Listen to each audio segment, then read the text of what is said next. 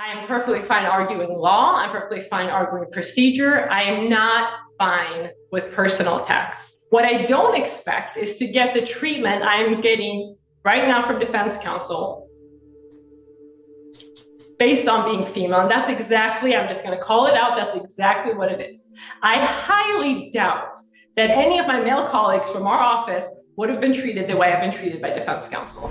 Court does call the case of the people, state of Michigan versus Cyrus Abadi. Good afternoon, Your Honor. Marie Stenhouse, Assistant Prosecuting Attorney. And good afternoon, Your Honor. With all on behalf of Cyrus Abadi standing to me, right? Cyrus, please speak. Good afternoon, Your Honor. Cyrus Abadi here. All right, this has come back to me. I don't know if it's really a motion, but I don't know who would like to start, but I certainly have some questions. I have a few things to put on the record, but I'll defer to Mr. Dowse if he wants to go first. I have no problem with that. I do not need to go first. So. Well, you might need to. I'm going to let you put on what you need to put on the record, because I think the last communication I saw, Mr. Dowse had filed something and you had requested whether or not we needed a written response or whether or not you could give an oral response. I think my staff had indicated what my answer was and that you could give an oral response on the record. So if that's where you'd like to start, go ahead, Mr. That's correct, Your Honor, and thank you for the opportunity to do so. I actually don't know where to start. This is a unique situation. I've never been accused in a public filing of lying. I've never been told that my narrative is sanctionable. So I'm not sure exactly where to start. I will start. Well, I've got some things to say about that, but go ahead. Because and Mr. Dowse, I'm just going to tell you, I don't expect attorneys to necessarily like each other. I don't even care whether they like each other. Whether they talk to each other is irrelevant to me unless they cannot communicate in some professional way. But as I've told other attorneys, and particularly, and I'll name him Mr. Bennett, when he came and he accused somebody of some type of misconduct, that when that statement is made, the court has to look at that. And so I made it very clear to him, and I'll make it clear to you. If those are the kinds of things that are going to happen, you better be ready to roll with it, and you better have it. Because if you don't, that's sanction. Ms. Tanner, you may proceed. Your Honor, as counsel knows, and I think everyone in this room is aware, within this profession, our reputation and our integrity is everything. Throughout my career, I've routinely made decisions that were difficult decisions to make in a lot of aspects. I've been able to make those decisions because my reputation and my integrity are that important to me. Quite frankly, no case is worth me losing everything I've worked so hard for. What I've also routinely done in front of Your Honor, as well as other judges, is stand up here and make a point of defending opposing counsels when other people have accused them of anything from lying to misconduct and so on. The reason I make a point of doing that, even though in many situations that has truly not been necessary, is because I want to be very clear how important it is that we don't throw out baseless accusations at people. It's not a new situation to me necessarily to encounter a situation with opposing counsel where we disagree, where we misunderstand each other. I don't take offense. I've gone head to head with some of the best attorneys in this county as well as other counties. And not once have I been accused of what defense counsel is accusing me of. And what bothers me more is I actually started out respecting defense counsel a great deal. As far as I knew, we had a fine working relationship, and I had no reason to believe that anything changed. I think I in this situation, have been more patient, respectful, and understanding of this defense counsel than I would have been with a lot of other counsel for that reason, because we started out respecting each other. Obviously, we've had a point where that's changed. I'm not sure exactly why, and maybe counsel will enlighten us today, but he seems to have a personal problem. Up to this point, this case has quietly shifted from legal disagreement to something much more serious. What's at stake here isn't just procedure, it's professional integrity. Allegations of misconduct, personal attacks, and now claims of gender-based treatment are all colliding in one courtroom. The question is simple. Where does advocacy end and accountability begin? I am perfectly fine arguing law. I'm perfectly fine arguing procedure. I am not fine with personal attacks. Those personal attacks are not just in the written form in these public filings where I'm being accused of all kinds of things. They've also been verbal. They've also been contained in an email communication. I haven't done, and quite frankly, Your Honor, I wasn't going to bring this up because I don't take personal offense. This field makes us develop very thick skin. And I don't anticipate in dealing with other people within this field for them to have thinner skin than I do. And perhaps that is my mistake, and I need to be more cautious and aware of people's hurt feelings and how it affects how they conduct themselves. I do want to put this on the record because I think it speaks to why we saw the reply that we saw. This is an email from September 25th of this year from Mr. Doust to myself. It's in response to a request he made, a reply I sent him, which again, we can certainly look at that, but this is the part I'm concerned about. Curious, you can articulate and posture all you want, Marie. Just don't think for a second that I'm not seeing right through you. I don't know what the intent of that email was. What I do know, it's not necessary for what was being discussed. What I know is that it's a personal attack. So I'll just leave it at that. I'll leave it at that. It's not lost on me that unfortunately we live in a society where... This is a critical moment. Reading that email into the record transforms a private exchange into a public ethical issue. Courts take written communications seriously, especially when they suggest personal animus. Do you think that language crossed a professional line, or was it simply aggressive advocacy taken out of context? People who are privileged in certain ways, and specifically being male, think that they can address female attorneys a certain way that differs from how they would address male attorneys. I do this job not expecting to be treated any differently than my male colleagues. I advocate just as strongly as my male colleagues do. Anything less than that would be ineffective. What I don't expect is to get the treatment I'm getting right now from defense counsel based on being female. And that's exactly, I'm just going to call it out, that's exactly what it is.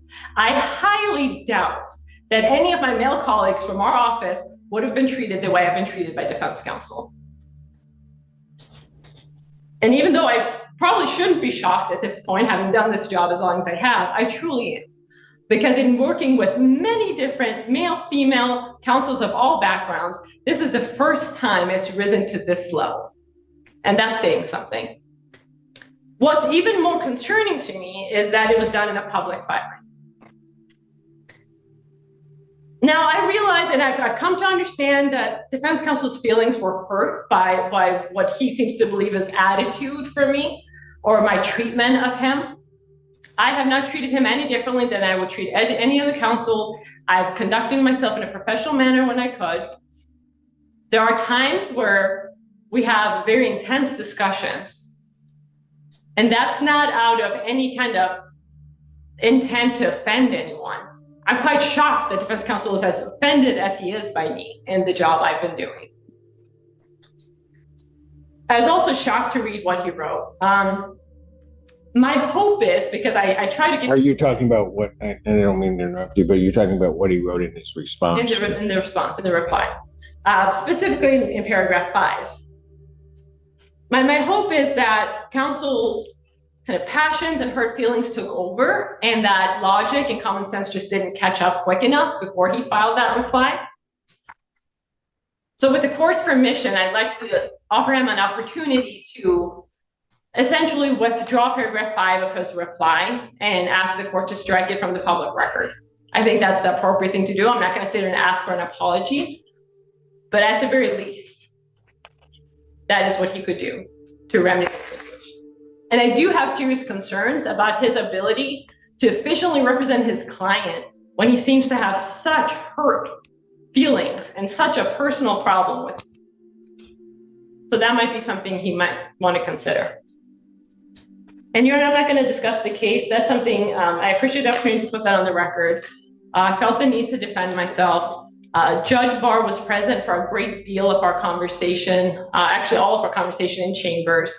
And I'll kind of leave it at that. As to that issue, and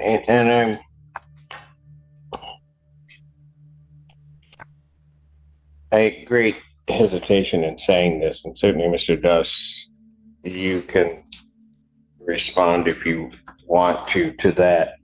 When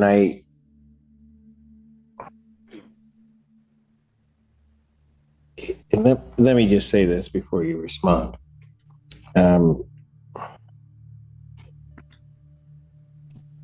I've read over the years a number of your pleadings, both from you and both from those in your office. I'm trying to be careful in the way that I put this. What I read when I received that,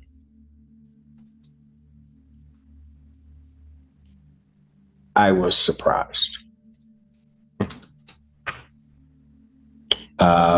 Surprised, and I will say a little bit taken aback. Mainly because, and you know me, I'll just be blunt, I expected better from you. When a judge says, "I expected better," that's not casual criticism. It's a formal warning. Judges rarely speak this directly unless credibility is at risk. At this point, the focus is no longer just the law, but how counsel's conduct reflects on the court itself.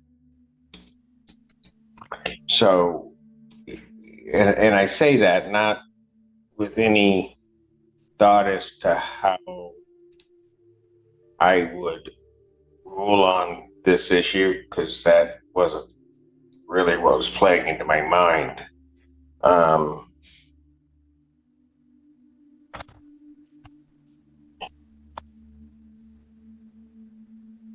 don't know. I just expected better. Go ahead, Mr. Doss. Thank you. This is not personal, Judge. This is professional. Which part? What I have put in writing and submitted to the court. No, Mr. Doss. And I'll let you go on. But no, this was clearly personal.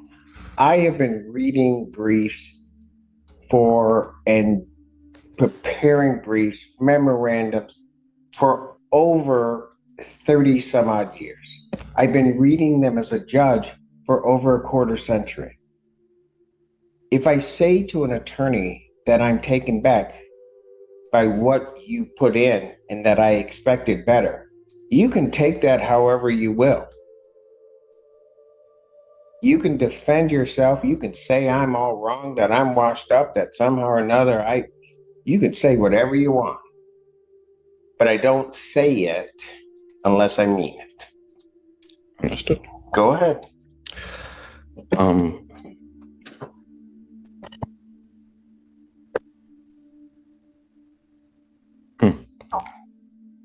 Well, I'm an honest man. Ms. Tanner is quite skilled at doing one thing and then portraying it as something else.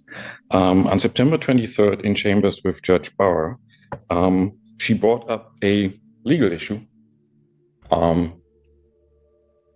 for which there is no support, no authority. We sought to have a conversation about that, and there was no conversation to be had with Ms. Tanner. And so the exam ended up being adjourned because Judge Barr at the moment was not in a position to decide any of this. The legal issue before the court is, there's no dispute that preliminary examinations are governed by statutes, court rules, and the Michigan Rules of Evidence. And under those rules, under MRE 4482C, defense counsel at exam at a CSC case may inquire about what is permitted within those rules. The proposition before the court is raised at the last occasion is that for defense counsel to elicit evidence under that rule at exam, there first has to be a motion and offer of proof. For that proposition, there's no authority whatsoever. Okay, Mr. Doss, can I just stop you since you want to get into the substance of it? Let me just say this. All the years I've been sitting on the bench, the rape shield statute has applied at preliminary examination. Because if it didn't, it frankly makes no sense. To say to someone, we afford you these protections from this intrusion into your life here, but we don't do it here, makes no sense. Because it's one of those things that once the cow has left the barn or the field, it's out. It's just there. And so it doesn't make any sense. Moreover, Mr. Doss, I was a bit surprised by it because your colleague, Mr. Shea, has argued the rape shield at preliminary examination, I believe on 2 occasions, but certainly one before me, and never indicated, never said whatsoever that it does not apply at preliminary examination. Now the courtroom pivots to the legal core of this dispute. The judge makes it clear, rape shield protections don't disappear at preliminary examination. Once sensitive evidence is exposed, it can't be undone. Should procedural efficiency ever outweigh protections designed to prevent irreversible harm? Go ahead. Well, the authority that there is on that issue is to the contrary. I believe it, I put it in writing. I provided the court with the authority. What in fact I did was, I did not submit an advocacy piece. I did not, I'm not asking anything of the court. I'm not trying to convince the court of anything. I advised the court on what the law is. I believe I was well within the rules on going about it in that way. As far as now what Ms. Tanner put on the record earlier, I understood, based on what the law is, that Ms. Tanner on September 23rd was taking an unsupported legal position and was, in a way, misinforming Judge Barr about it and was not having a conversation about it. What, misinforming Judge Barr that the rape shield applied at preliminary examination? Yes. She would be taking a position that has been the long-standing practice in this county. How can you say that she's somehow just come out with something out of thin air? Show me one case, Mr. Dawson, in this county where rape shield has not been applied and not stood at preliminary examination. The aspect that doesn't apply is the mechanism of a motion and offer of proof in MCL 750520J2. That aspect is just not applicable at this stage. It comes into play once the case is bound over. And that's the very issue that Ms. Tanner raised. She approached me asking whether I would elicit any testimony. So, Mr. Das, you paint yourself into a corner. Because if that's the argument, then none of it comes out at prelim. Because the judge at prelim is the gatekeeper of all of that. And so what would actually end up happening is none of it would come in, ever. And then you go ahead and just make your argument in, circuit court. Well, I understand we disagree on what the applicable law is on the issue. I did put it in writing. It is published. But I'm talking about two different things, Mr. Doss. I'm saying if you're indicating that the doctrine of rape shield and the protections that it's afford do not apply at prelim, then the judge, quite frankly, has the option of not hearing that testimony. Plain and simple.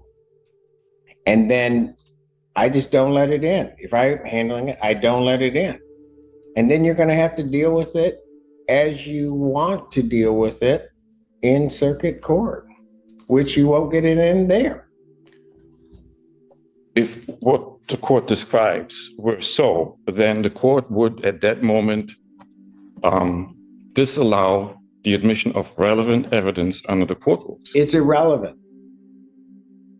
Somebody's past sexual history is irrelevant. I could just say that and I'm done. Not with the defendant. Pardon? That's what the law says. That's what the court rule says, not with the defendant.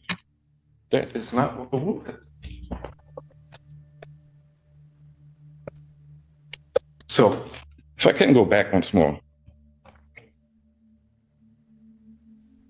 The very core item that's at issue is whether defense counsel, before exam, needs to provide a written motion and offer of proof if defense counsel wishes to inquire into evidence under 404A2C. And the law on that is that no, defense counsel is not required to do that. Defense counsel may inquire under the rule. Okay. Okay. And if the judge says, I need a motion before you do it, what do you then answer? I would ask the judge, what is the legal basis for making that requirement? And the judge is going to say, because I said so.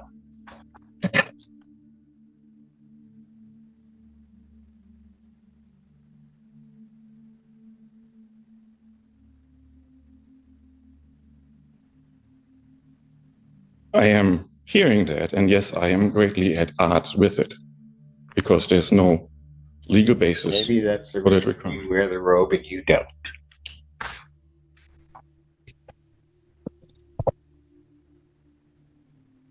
All right.